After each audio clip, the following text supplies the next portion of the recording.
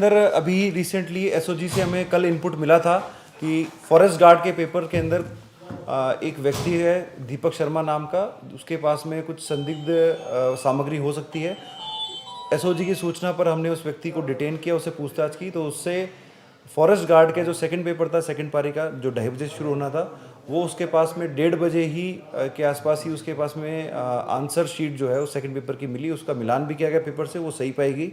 उसने ये जो आंसर शीट है, ये 2 कैंडिडेट्स जो दौसा करौली के रहने वाले थे उनको शेयर की है पेपर स्टार्ट होने से पहले। उन दोनों को हमने डिटेन कर लिया है।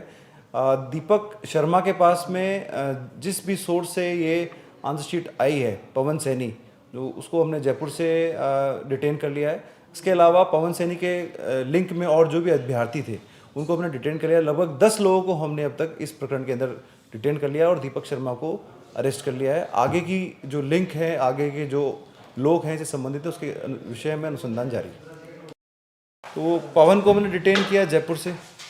पवन ने फर्दर कुछ लड़कों को दिया था, उनको हमने डिटेन किया और बाद में और ज़्यादा पता करने से पता चला कि पवन को भरत नाम के एक व्यक्ति ने दिया था।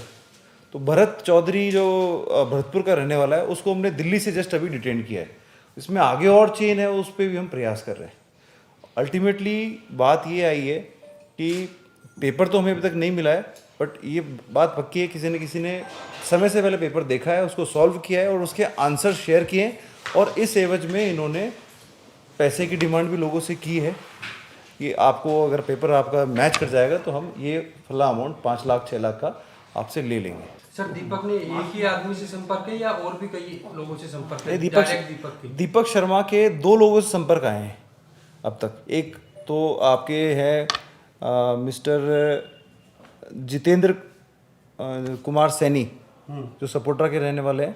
केतराम उर्फ हेमराज मीणा, ये 2 लोग थे। इन दोनों से संपर्क करना पाया गया और दोनों को पेपर्स उसने व्हाट्सएप पे दिए हैं।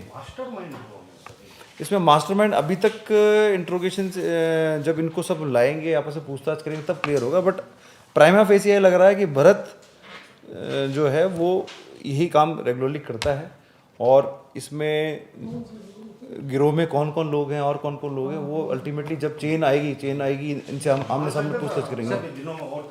बिल्कुल। अभी इसके अंदर क्या है, जितने भी अभ्यर्थी या फिर कोई भी प्राइवेट व्यक्ति जिनके पास में पेपर या फिर उसके आंसर की मिलेगी, उनके खिलाफ हम कार्रवाई इस प्रकरण में करेंगे।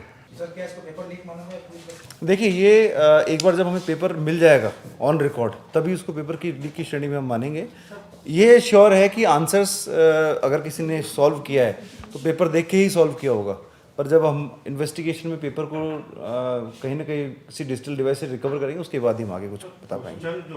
हाँ, उससे मिलान किया गया बिल्कुल मिलान किया गया। जो आंसर्स थे 100% वो उसी के क्वेश्चंस के थे। पूरा पेपर में। हाँ, 70 क्वेश्चन शेयर किए थे। वो सारे क्वेश्चन, वो सारे वैकल्पिक उत्तर में वो ऑप्शन थे। ये एग्जाम चालू होने के पहले लीक हुआ या उसके?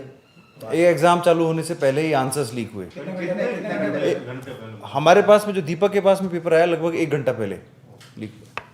सर, ये जो हल करने के लिए इसे 6-6 लाख रुपए में तय हुआ या दे दिया है? नहीं, अभी तय ही हुआ था क्योंकि ये लास्ट मोमेंट पे इनके पास में पेपर आया है, उनको इन्होंने सॉल्व किया है, सॉल्व करके कैंडिडेट्स को शेयर किया है। तो अभी तक पैसे की डिलीवरी नहीं हुई, अगर हुई भी होगी तो उसके संदर्भ में अभी अनुसंधान चल रहा है। सर, बड़ा सवाल ये है कि एक ये रेल मगरा और एक वहाँ दौसा, इनका नेटवर्क कैसे? ये तो कर्मचारी विद्युत दीपक। देखिए ऐसा है कि जो उसके गांव के रहने वाले लड़के हैं और जो आसपास के क्षेत्र के लड़के हैं जो आपस में संपर्क में रहते हैं, और इस तरह का काम ये हम इंट्रोगेट कर रहे हैं कि क्या इसने और पेपर्स में भी किया है, वो भी हम इंट्रोगेशन कर रहे हैं। तो थ्रू इंस्टाग्राम, थ्रू व्हाट्सएप ये लोग लिंक्ड थे। सर, क्या एक्सपर्ट था क्या सर ये पेपर सॉल्व करने के मामले में दीपक शर्मा? नहीं, ये तो टेक्नीशियन था। इसको सॉल्व पेपर कहीं से मिला है, सॉल्व आंसर्स मिले हैं। किसने सॉल्व किया है, किस व्यक्ति ने सॉल्व किया है, उस पर हम अनुसंधान अभी कर रहे हैं। दिमाग नहीं था। तो देखा